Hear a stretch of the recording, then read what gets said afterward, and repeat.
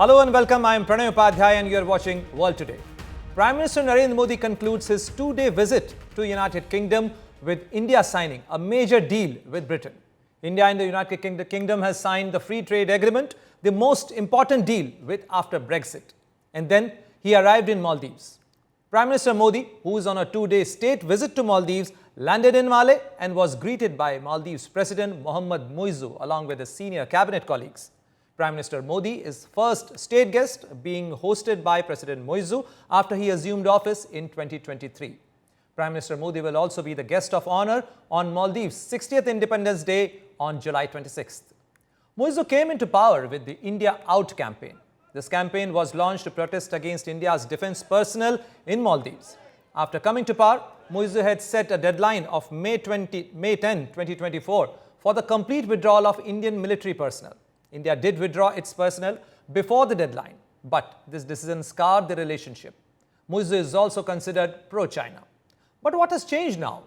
Prime Minister Modi and President Muizzu first met on the sidelines of UN COP28 Climate Summit of Dubai in December 2023.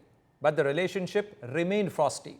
The direct reflection was the decrease of Indian tourists visiting Maldives. Tourism is the backbone of Maldives' economy, and India is the biggest source of tourists for this island nation. As a result, Maldives' economy took a hit, and this made Muizzu government to revisit the India policy and change its stance. India stood by Maldives and extended financial assistance. The $400 million currency swap from the Reserve Bank of India and the $100 million Treasury bond subscription from the State Bank of India has helped to stabilize the economy of Maldives. India was also the first country to establish diplomatic relations with Maldives after its independence in year 1965. India always stood with Maldives in testing times. With Operation Cactus in 1988, India sent its commando troops to thwart a coup to overthrow the then government of President Maumoon Abdul Gayoom. The Maldives is also a crucial ally in India's maritime security strategy. Its strategic location is close to many important shipping lanes. Therefore, India has always invested in the development of Maldives. India's assistance in housing projects, infrastructure construction have also helped to improve the bilateral ties. But a war of words on X started when Prime Minister Modi posted about Lakshadweep in January 2024 and encouraged Indians to explore their own country. This post of Prime Minister Modi drew bitter comments from Maldivian politicians. This led to the hashtag boycott Maldives movement. In year 2024, Indian tourists' arrival to Maldives fell by approximately 42% compared to the previous year. India, which had been the top source of market for Maldivian tourism. Prime Minister Modi and President Muizzu had one-on-one talks for about 40 minutes today. Later, both the leaders inaugurated several India-assisted development projects. After the India-Maldives summit, following MOUs have also been signed between the two countries.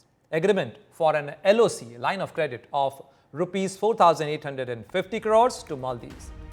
A mandatory agreement on reducing the annual debt repayment obligations of Maldives on Government of India funded line of credits.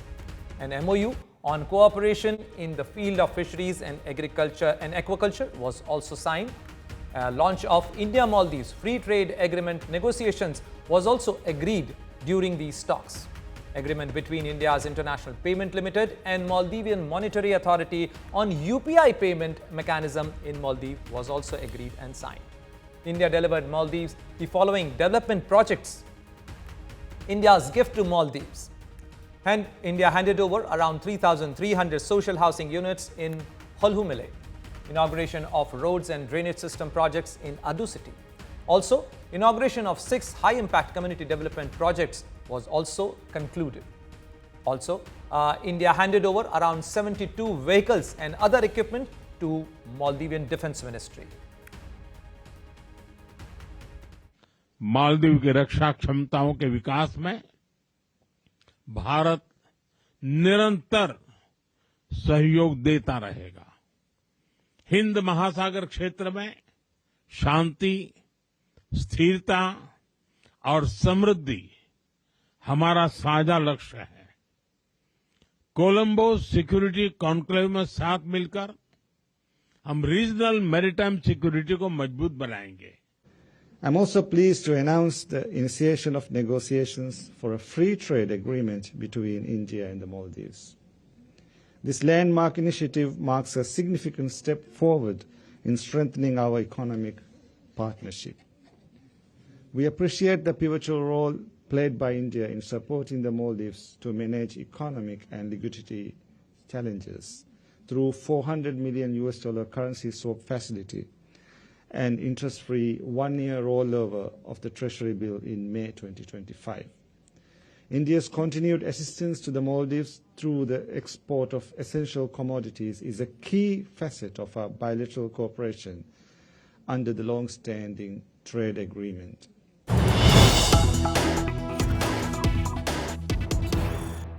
And we are getting a breaking news.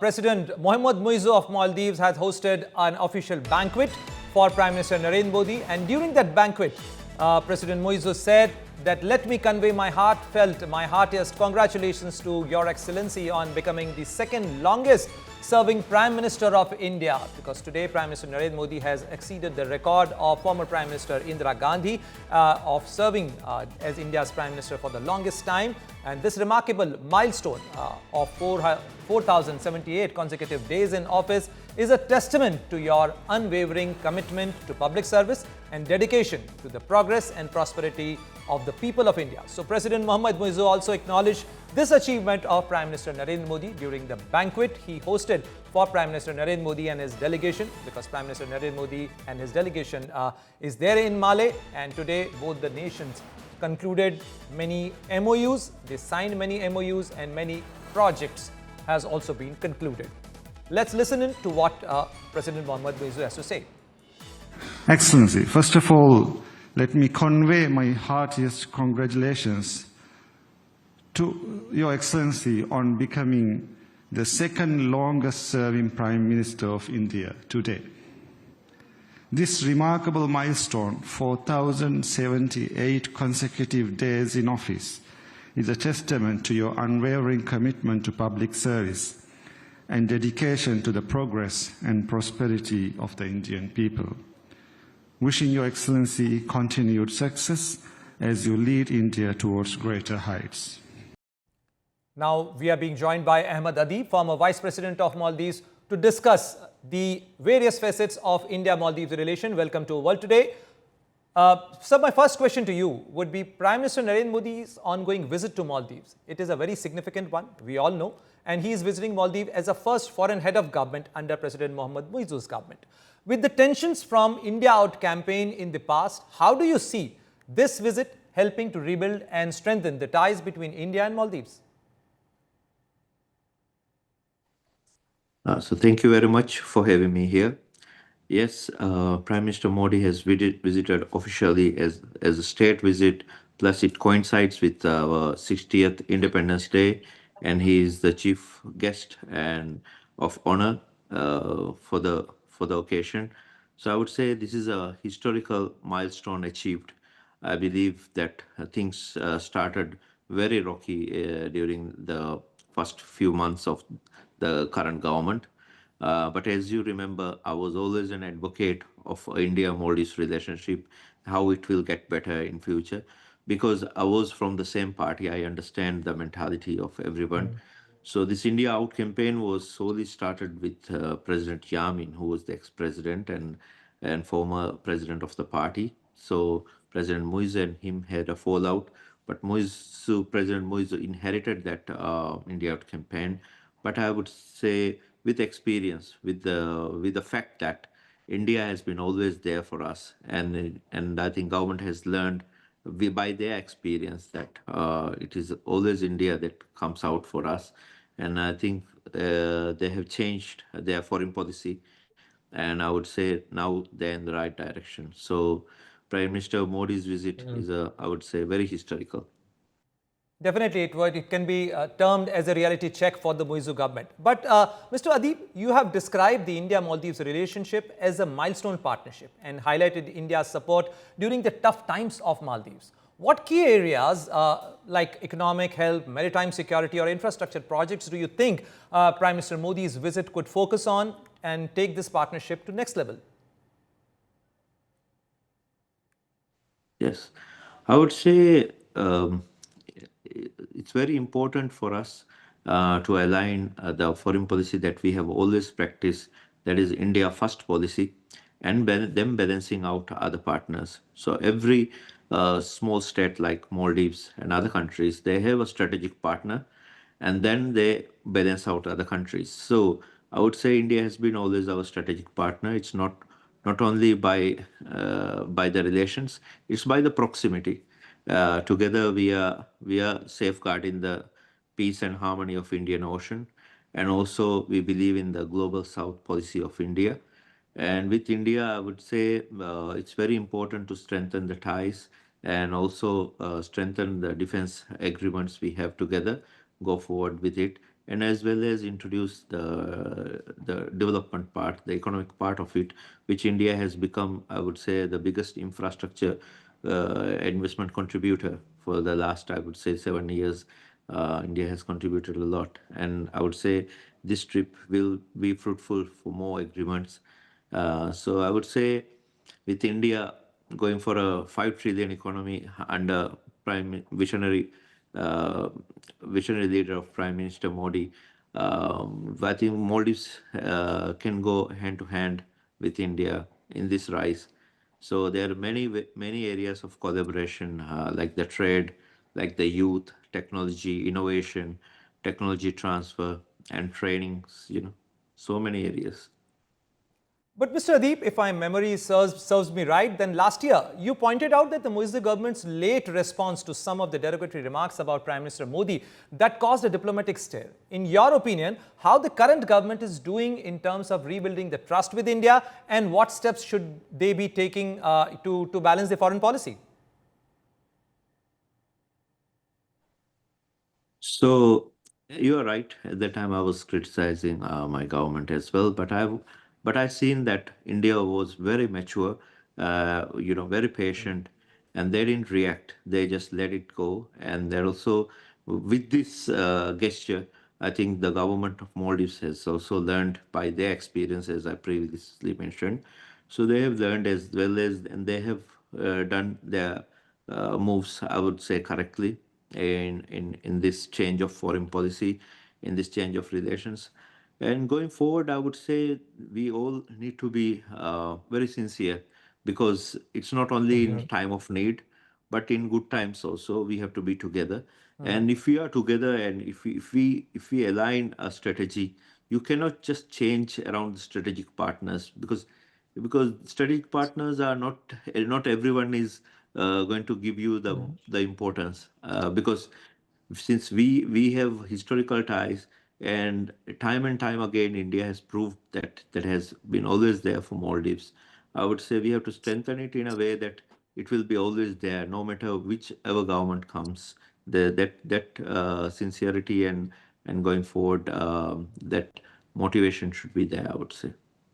You're absolutely right, Mr. Adeep, that India has always been a time-tested friend for Maldives. But my final question to you would be that what are the big expectations from people of Maldives for this visit of Prime Minister Narendra Modi and the future trajectory of India-Maldives bilateral relations?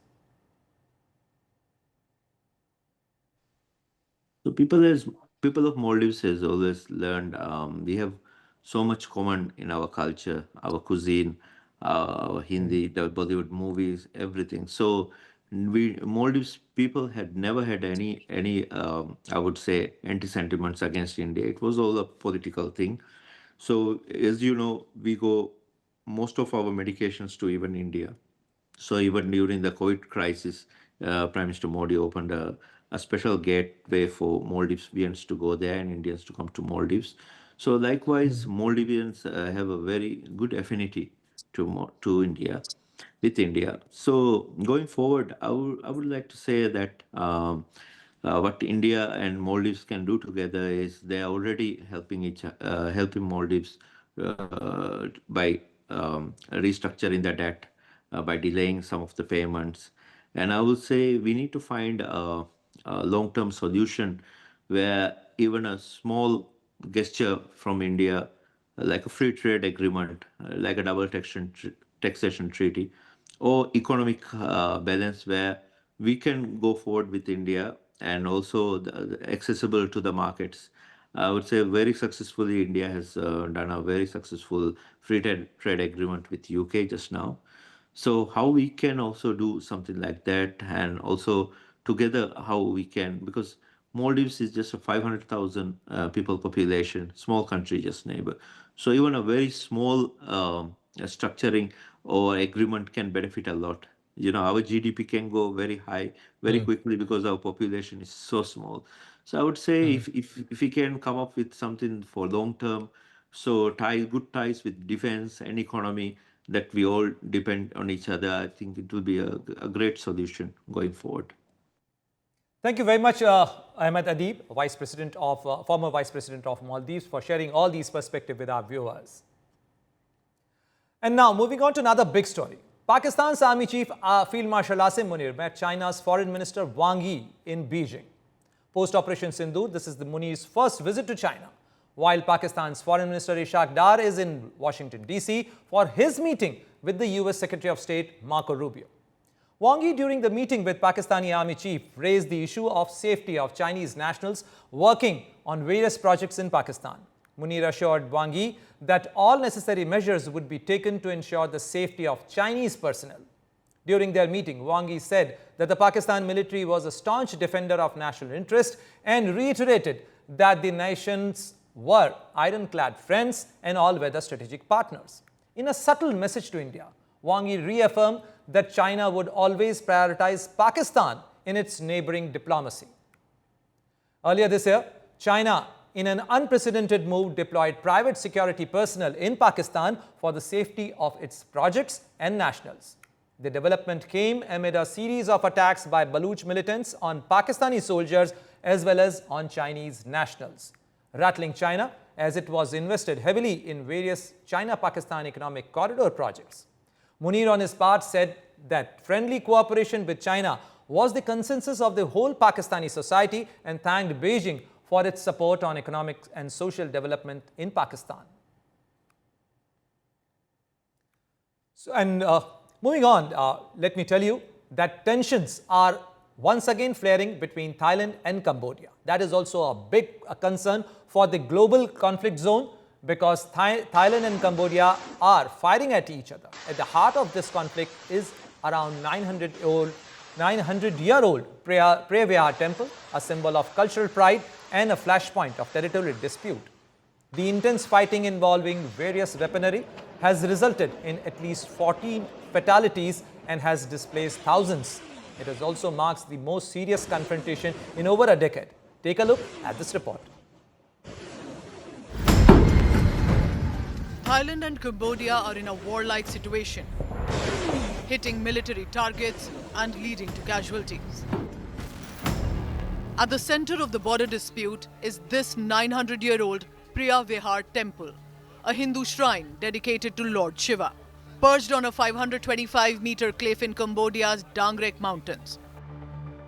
Built under the Khmer Empire, a religious site for not just Cambodians but also their Thai neighbors. Roughly 95 kilometers to the west lies the Ta Moen Thom temple, a 12th century Shiva shrine. These cluster of temples are the reason for latest clashes. The Khmer archaeological complex, built by King Jayavarman VII, is made of sandstone, features a shivaling and also hosts Buddhist sites too. But how has an ancient temple ignited border tensions between two countries? The border conflict has been on since a century now. In 1907, French-drawn map placed the temple in French Protectorate of Cambodia. In 1962, the International Court of Justice ruled in favor of Cambodia when the matter reached the court. Thailand was ordered to withdraw the troops and return any artifacts that were removed after 1954. In 2013, after renewed clashes, the ICJ granted sovereignty not just to the temple but to the surrounding area in Cambodia. Cambodia's push for the UNESCO site tag to the temples also triggered the Thai opposition. The Thai government claimed that Cambodia deployed drones recently to conduct surveillance of Thai troops near the temple, and that led eventually to the military strikes. The latest clashes marked the most violent escalation in over a decade. leaving at least 12 dead, dozens wounded, and forcing mass evacuations.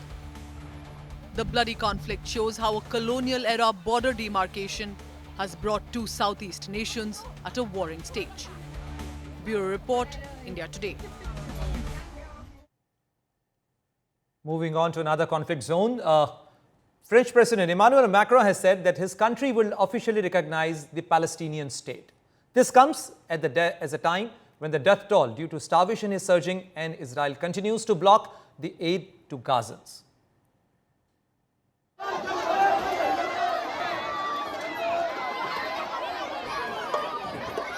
Two days after WHO chief said that Gazans are facing man-made mass starvation, French President Emmanuel Macron, in a sudden announcement on X, said that France will recognize Palestinian state in September. France becomes the first member of the UNSC and the G7 nations to do so. This comes amid the deaths of thousands of Gazans who were killed while seeking food at aid centers. This move by France is seen by many as a bold one. Now the pressure is mounting on the other European nations to follow suit. But Macron's announcement has found opposing voices from Israel and its staunch Western ally, the United States. The US has strongly rejected French president's plan, calling it a reckless decision. While focus is on the other European nations, Britain welcomes the announcement but says ceasefire is now the top priority. We've got to act with every word we use with international support to get the food and the support into starving people who are starving in Gaza and suffering in Gaza today. But we will not forget the diplomatic challenges that we have and the diplomatic efforts that will be needed to deliver the statehood that they need, that Palestine needs, and that Israel needs when it comes to its security. This can only be delivered by a diplomatic solution. We need the ceasefire. We are calling for a ceasefire. Palestinians have welcomed the decision, though Israeli Prime Minister Benjamin Netanyahu said that the move rewards terror following Hamas attack on October 7th. We wish to have a Palestinian state, and the decision that France has taken is a bold decision. However, will other countries that control the world accept this brave decision? We want every person to call on every nation, every country. If France has given us the decision, it's a brave decision. It must rally and mobilize on its matter and not be alone in this picture. On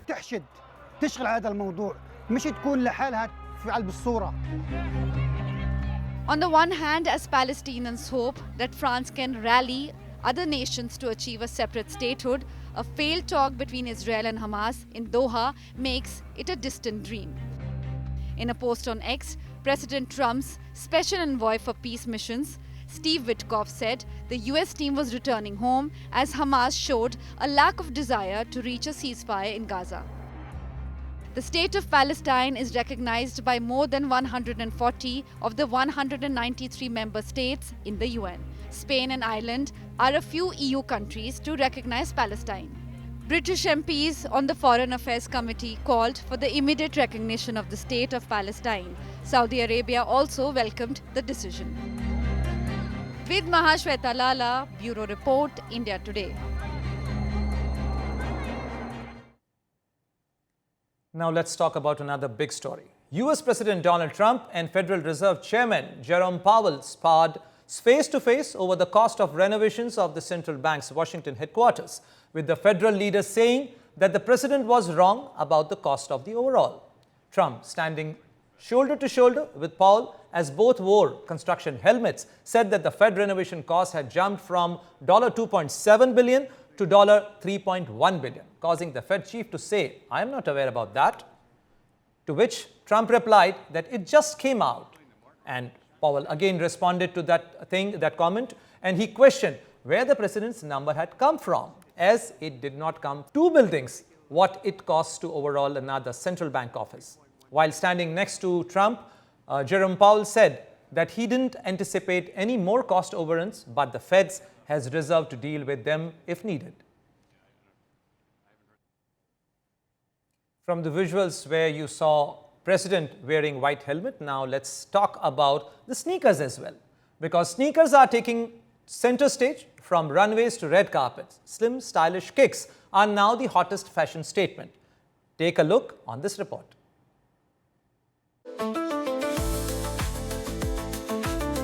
Gone are the days of stilettos and sky-high heels.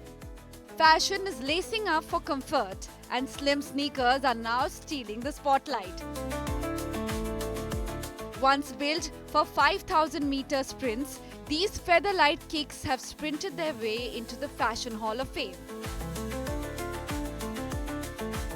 Today, they are a go-to for the style elite. From Harry Styles and Dua Lipa to Hailey Bieber, rocking them on casual strolls and red carpet alike.